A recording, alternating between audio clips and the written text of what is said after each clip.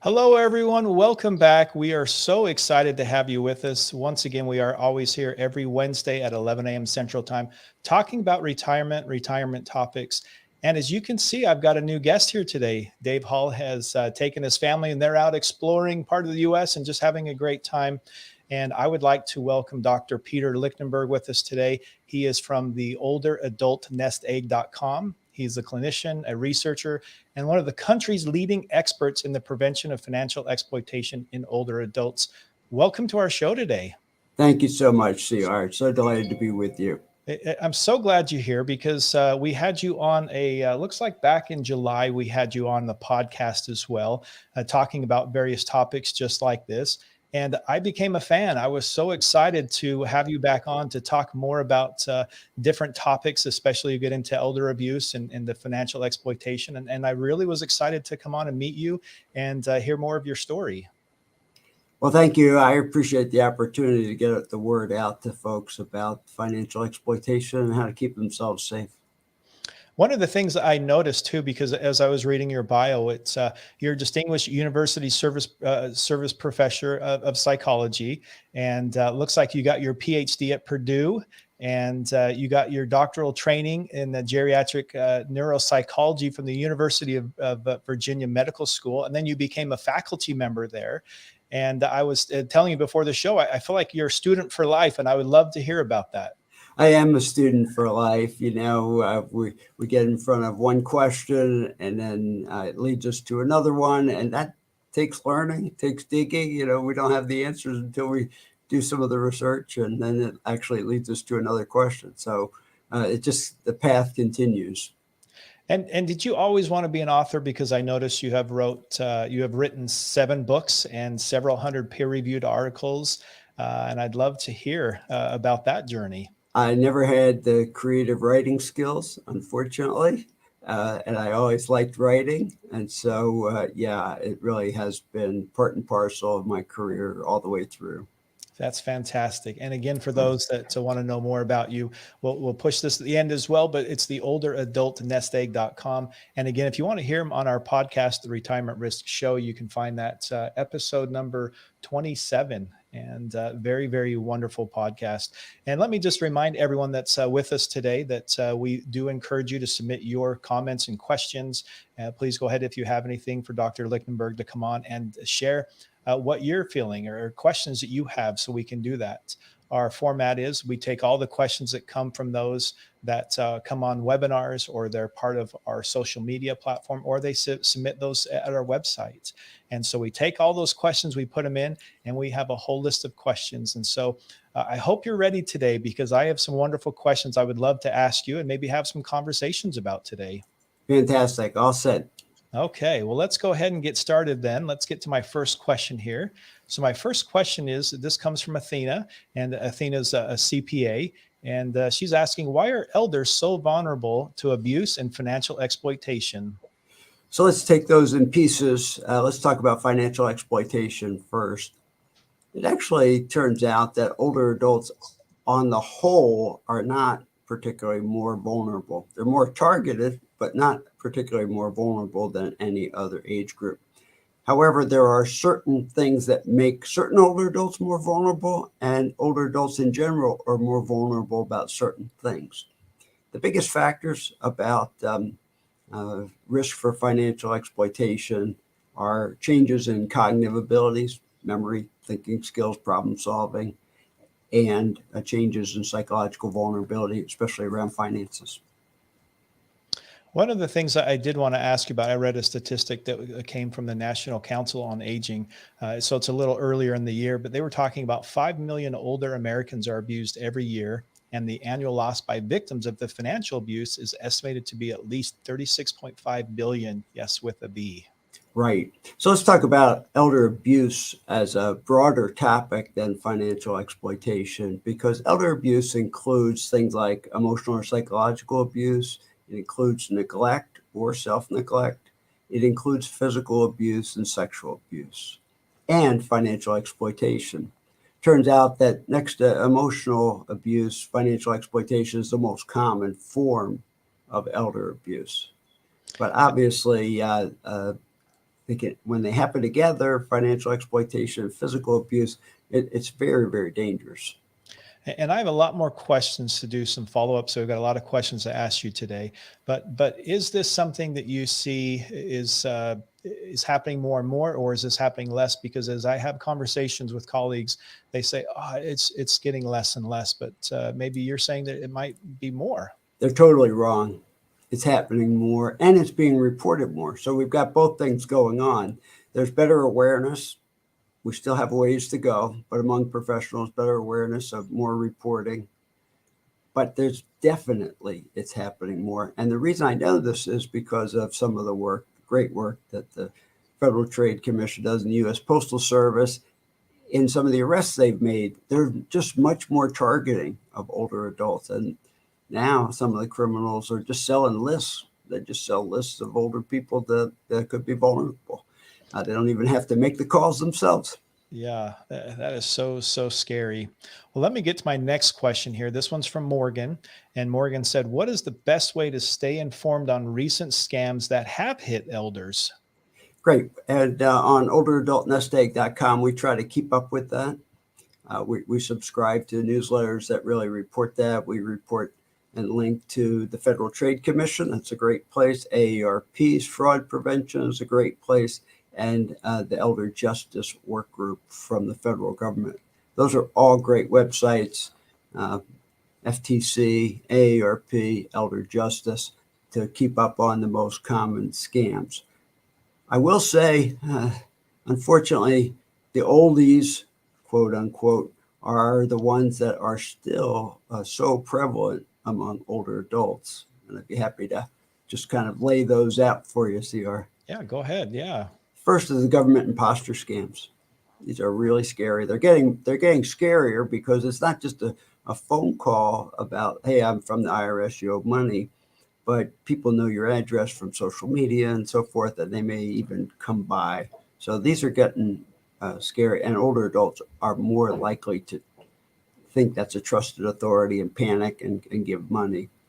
Second is technology scams. Older adults, the fastest growing group in use of technology. That's great. But when you get the message on your machine that says spyware has come into you, you need to get fixed, just call this number. And then what happens is you turn over your computer with all those accounts and passwords that you have, and the bad guys take that. We are seeing lottery scams continue to be high in the list. And romance scams are increasing for older adults, especially with COVID, kept people isolated. And so online connections were formed more, and online scams just started to skyrocket. And I want to bring up another list that I found too. I wanted to go through and tell me yes or no if you've heard of these before, because I still want to see that this is still out there happening. Because again, as I talk to people, they say, "Oh, we just don't hear about it," and they figure that nothing's happening. But as you said, in those 4 instances, it's alive, and it's something we need to be aware of. And so I wanted to bring up some other ones and tell me yes or no if you've heard of these before. I'm just going to go through this list here really quick. So these are some of the top 10 that I found, a little different from your list here. And this is, how about healthcare, Medicare, health insurance fraud? Oh, yes, indeed. Huge. All right. How about counterfeit prescription drugs? That I hadn't heard about. I knew about counterfeit COVID products, but not prescription drugs. So thank you. Yeah. Funeral and cemetery scams. Definitely heard of those. Fraudulent anti-aging products. Oh yeah, this is a huge issue in my field in gerontology, and it's like the old elixirs that were sold in the 19th century that people made fortunes on. Some of these anti-aging products are just nothing. And you did touch on this, but telemarketing, where they don't even have to make the calls anymore. This is just something that they're put into a list of a list of a list, and it just gets out there. Correct. Yes, How about, definitely. Telemarketing, susceptibility to scam measure that Rush University created. It's all about how often do you feel compelled to answer the telephone and engage with the telemarketer. Every time you answer, every time you engage, that risk just creeps right up. and how about internet fraud? You touched on this one briefly as well. And I'm sure this one's just all over the board because there's so many different options out there. correct. So, it's great that older people are using technology more and more, and younger people too. But very few of us are really sophisticated enough to know when uh, our equipment is really on the brink or something. And also, we can be led to a site that looks legitimate, but is totally fraudulent. So we got to be Yes. very careful that way. Yes. Yes. Okay. I've got two more. How about investment schemes? Oh yeah, this is the most common for actually for higher educated, high wealth folks. This is the Okay. most common by far. And the last one I have here is homeowner reverse mortgage scams. Yes, on the whole, of course, homeowner reverse mortgage can be helpful, but there's been so much problem with them, and there are a lot of scams with those. And I bring this up. I don't bring this up to say, hey, this is scary. I just want to bring this up because, like what you're doing, is trying to help people be aware of what's out there so we know how to have those conversations. We talk with our family, and maybe it's even an intervention, something that we can sit down early with and prepare before it gets deep into maybe it's too late. See, you've hit on the exact thing, and that is conversation and communication is the best way for us to be safe and planning and so forth. So it's not scary; it's just reality, and we just need to have that trusted advocate that we have decided to work with, and have a system in place, checks and balances, to make sure that we're doing the right things. And I just want to remind everyone here that you are here watching Dr. Peter Lichtenberg, and we are talking all about financial exploitation in older adults. We're kind of diving into these topics and going a little bit deeper. So if you have questions on this, please go ahead and put that in if you're on Facebook or YouTube Live, and we'll go ahead and try to squeeze those in. All these questions are coming from those who have sent us questions throughout the last couple of weeks that we put together. Our team, especially Autumn, she does a great job putting all this together. So we appreciate all the work there. And if you are watching on replay and you want to submit questions for future shows, you can always go to our website, retirementriskadvisors.com, to do that. All right. Well, since that's out of the way, I want to get down to some other questions here because I've got so many questions I want to ask you today, see if we have time here. But let's get down to Zach's question. And Zach is saying, can cognitive decline impact decision making early on? This is probably one of the most important points, and thank you, Zach, for the question. Absolutely. And early on in cognitive decline is when the risk is the most. One reason is it's very hard to tell when it's early cognitive decline, both because the symptoms aren't that prominent, excuse me, and because people tend to kind of reduce what they show you, so you don't see the decline as much. But it's impacting the quality of decision making, the ability to understand and appreciate decisions.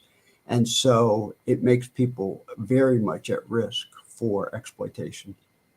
And as we talk about this, that cognitive thought process, it's kind of more of I think it's the combination of a process of maybe what the brain includes, the ability to learn, remember, and good judgment. Yes, it has a lot to do with all those things. And the judgment is kind of analyzing a problem and recognizing kind of the warning signs, if you will. In early cognitive decline, things get simplified just because people aren't able to go as deep in terms of analysis often, and so that can lead into trouble, especially for people who don't have a ton of experience in managing their own finances. How do we know if something like this is going on? Because I think about this and I think about different things in their life, like they can get up and still make a meal, or they can still remember to take their medicine. But there's other things that maybe I won't remember or know about, and I'm just trying to figure out how to help those, or at least start to be aware of these early signs that we can help as we're starting to head into this situation. Probably the biggest public health thing that we can do is help people become aware. And let me give you three things that you can think about, because early cognitive decline is about cognition and memory and so forth, but it's about a couple other things as well. So first, do people repeat themselves? See, all of us are going to forget where we put the keys, or come upstairs and say, oh, I left something downstairs. But how many of us are really going to be repeating stories or situation events? So repeating yourself Complaining of memory problems. Actually, often people are self-aware early on, so you can ask them, has your memory changed in the last year? But the other two areas, one is personality. So we see a lot of personality change in early cognitive decline. Mostly we see withdrawal or apathy, but we can see more irritability and sometimes even some suspiciousness. And the third one is functioning. Finances is one of the early ones, but we often don't see other people's finances. So think about this one. It's when you're driving in the car with somebody, you're the passenger, and you start holding on to that door handle because they're weaving, not making good judgments. So think about function, personality, cognition. Yeah, that's so hard because especially when it's somebody you love, it pulls on your heartstrings, right? It's like, hey, this isn't happening. This is not something, and so maybe even for ourselves, we're going through a denial because it's like, no, no, no, they're not ready yet. They're not at that stage, and you're saying there's lots of warning signs to look for. There are, and you make a great point, Stuart. And it's not only family that feels that way, but their primary care physician may. They've treated them for 30 years, perhaps. They have a relationship with this person. It makes it very hard to see things in a kind of the objective, neutral light. Yeah, I definitely understand. Well, I want to try to jump over to a few more questions. I've got one here from Ricky. Ricky is saying, are there signs to help recognize elder abuse? Yes, of course there are, and some of the more signs for, of course, physical abuse are people saying that they fell and having lots of bruising or other kinds of signs, fear kind of reactions, avoiding things. Um, with financial exploitation, the signs that people are being exploited are more invisible, and really, it's about vulnerability. It's about cognitive vulnerability. It's about a sense of one's own financial vulnerability and psychological vulnerability. We found this out. We created the Financial Vulnerability Survey, which is on our website. All these you can go on, take them, no charge to you. What we found is that this financial vulnerability was highly associated with being a victim of exploitation. And it's anxiety about money, it's feeling like you're not in control of finances, it's relationship strain as you've gotten older around money specifically. Those are really important areas to consider. And I have a follow-up question, but I also see that it's the same question that I have in here. So I wanted to pop this one up here. This is from Lou. Is it true that family is most often the abuser? It is true. It's about 60% of cases, family members are the abuser, and about 35% of cases it's strangers, and about 5% it's friends or other people that are known. And that was definitely the question that I had because I think about it when I hear this, I think, oh, it's for sure. Maybe it's strangers or neighbors, but you're saying it could be adult children, it could be spouses, it could be so many other family members, and that's hard to hear. Yes, it is. Let me talk about that just for 30 seconds. The mechanisms of how this happens is really abuse of trust or financial entitlement, and especially if we're talking about adult children. What happens is as an older parent gets frailer and toward the last several years of life and maybe needs more help, some adult children start to feel that that makes them entitled to their parents' money. This is my inheritance, Hmm. so I'm just taking it early. You and I know that is a theft and exploitation. But when you talk to some of these adult children, unfortunately, they really see it as their money. With professionals, it's abuse of trust too that we see, and in families. I turn to my family member to be my trusted person, and then all of a sudden they can't help themselves and start using, my money for their own needs. Hmm. So those are the mechanisms that happen with this. And I can only imagine, again, if you're helping a family member and you've never had this conversation, I'm due to, I'm owned all of this information because I mean, all this money because I've already put a lot of time investing instead of having, like we talked about before, those conversations early to say, how are we going to take care of you? What are the needs you're going to need? And do we need to hire somebody instead of saying, I'll take this on and I'll make sure I manage all those funds. Because what you're saying is, maybe they're not out there trying to do this, but they feel justified in some of these areas. Exactly. Exactly. And through planning, if people need to be compensated, great. Set up a formal contract about it so that everybody knows how much you're getting compensated, as opposed to that slippery slope of, Yeah. yeah, I'll take it when I need it. Yeah. Well, that leads me over to hear from Susanna. Is there a way to report elder abuse or exploitation? There is, and there's one specific way across the United States. Each state, usually the Department of Health and Human Services, has an adult protective service division. And APS, Adult Protective Service, take all of the complaints of elder abuse, and then they will investigate those to substantiate or not substantiate. They'll hopefully get law enforcement involved in some of those cases, health professionals involved where they need to, but they are the gateway. And so Adult Protective Services in your state is where you want to contact. And a little tip on that is you really want to just, you don't want to call up and say, well, I suspect exploitation is occurring. You need to provide some details on why the older person is vulnerable, details on how they're being harmed by this, and other details if you have them. Because one of the biggest problems we have is that so many cases that get referred to APS never get investigated because they don't pass that first test of harm and vulnerability. And that's a shame because there's probably something there. But, older adults do have the right to make choices if they're autonomous choices. Mm-hmm. And so we really need to say, well, they can't make that choice because of this vulnerability, and this is how they're being harmed.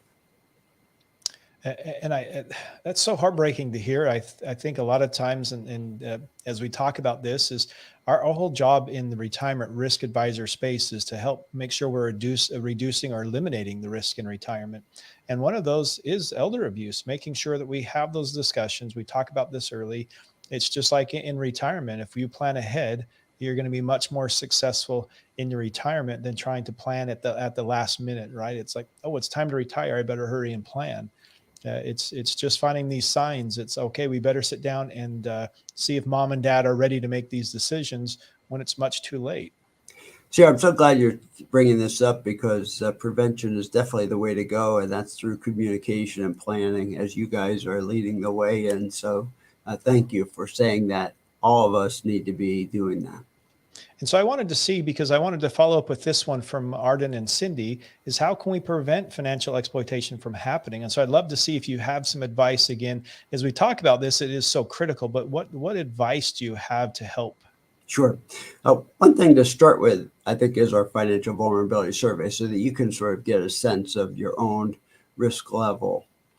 Another thing is the AARP's recently put out a thinking ahead roadmap, and it really is about how do you get help getting your financial records organized.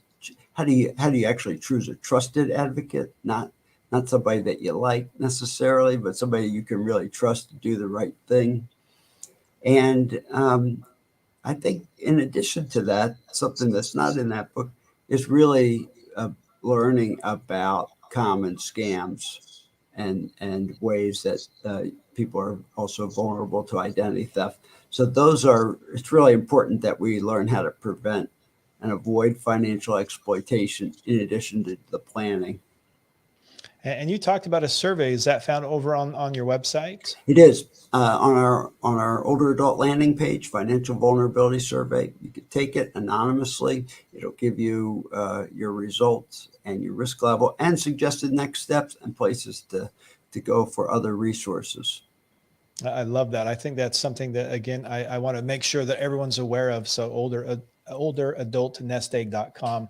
Go over and look at that survey, because again, we're really just trying to do all of this ahead of time. And I think that's the hardest part about this is we just don't want to admit it. We don't want to we're not ready yet. My parents aren't there, so I'm not going to even look at this until I start to see those signs, and I'm going to hurry and pull up your website and then look. And I feel like at that point, it's a little late, but I still feel like there's help. But I love that you're really trying to tackle this ahead of time, and that's why I really wanted to have you on our show today. And CR, as a lifelong learner, my next goal is to develop a prevention program that has some scientific evidence base to it. So that's my next thing that I'm trying to learn. Well, as we get other people involved, as you talk about this into different things in our life, and one of the things I wanted to bring up from Marianne here is, would it be safe to have a trusted family member help with finances? Yes, it would, Marianne. Very good question and very important. The only thing I would recommend with that is that you build in a third party review, maybe every 6 months, that reviews so that the trusted family member knows that somebody else is looking also, and they've agreed to that. So that there's a real 360-degree view, because a trusted family member may start out great and then all of a sudden start to swerve. But if they have that ongoing contact with a third party, like a financial professional, it can really make all the difference in the world. And they can feel like they have the support and the encouragement to keep doing the right thing. And as we look at this, what kind of team do we want to have around us as we're getting older and starting to look into this? Is there a particular group that you say, hey, in every instance I've seen, if you would have had these 4 or 5 individuals, you would be able to do this much better? I think that trusted advocate is really important, having some powers of attorney, which means not just the paperwork. Take your power of attorney to the bank. This is what my mom and I did. She took me to the bank. We took pictures because I said to them, when I come back in 4 or 5 years, you're not going to remember me. And you're not, and you may not even think that this is valid. But let's take the pictures and put them in the file now, because when I come back, I'm going to need to do some business here for my Yeah, mom. yeah. So that's another area. So you got to get some legal advice on how to do that. And I think a CPA, a financial planner, a retirement advisor that can oversee sort of what's agreed on would be very helpful as well.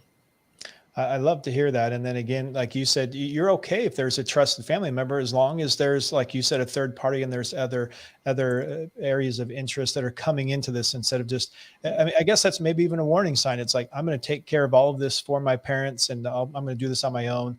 I don't know if that's always a sure sign, but that may be a little something we need to look at. Right. And so many parents, older parents, have put up these barriers of communication too, because finances is almost a taboo topic, personal finance. And so oftentimes there's not communication between the generation. And so we got to work on that too. Yeah, I agree. Well, we have time for maybe 1 or 2 more questions. So let me see if I can pull up one more here. This one's from Dean. Dean is wondering, how can I check my financial vulnerability? So there are several layers to financial vulnerability. Of course, our financial vulnerability survey is one way, but you can also check, Dean, with about your financial literacy. How much do you really understand about your accounts? All the accounts that you have, how much risk that, if you're investing any money, how much risk is there? If you're playing it very safe, how much return is there? And do you even understand kind of what fees or not fees that your bank or credit union may be charging you, and why? So I think financial vulnerability, such as what I described for our survey, and also checking your financial literacy. And if you feel like you don't understand finances well enough, there's plenty of public education kinds of opportunities in your community to learn more. Well, Dr. Lichtenberg, thank you so much for being here today. You've been so wonderful on the show. You've been able to answer so many questions. I still have, I could ask you questions for the next 2 hours. We just have so many that came out on this topic, and I really appreciate you taking time to be here and answer these. My great pleasure. Thanks for having me, CR.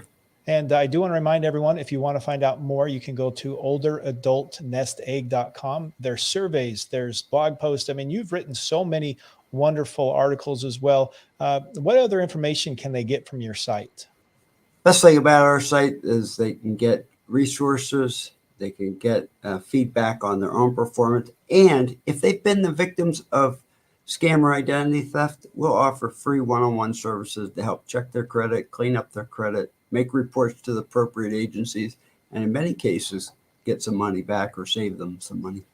Wow, that is so awesome. I love to hear that you do that, because there's so many people that once this happens, they say, "What do I do? Where do I go?" And you're saying, "Hey, we have that service provided for free here." We do. That is fantastic. And again, thank you so much for being here. And I want to thank all of those who joined us live. And for those on replay, thank you for being part of this and watching this week's show. And remember, we are always here every Wednesday, 11 a.m. Central Time, to answer and talk about retirement topics such as this. And again, as we're diving into each of these areas, we really want to make sure that you're getting closer and closer to having a retirement that looks wonderful for you and your family, and making sure that you take care of everything ahead of time, as we discussed here, making sure that we do everything and we have these conversations early, so we're not at the last moment trying to make everything work. So again, thank you so much for your time today, and we hope we'll see you again another time. Sounds great. All right. Thanks, everyone.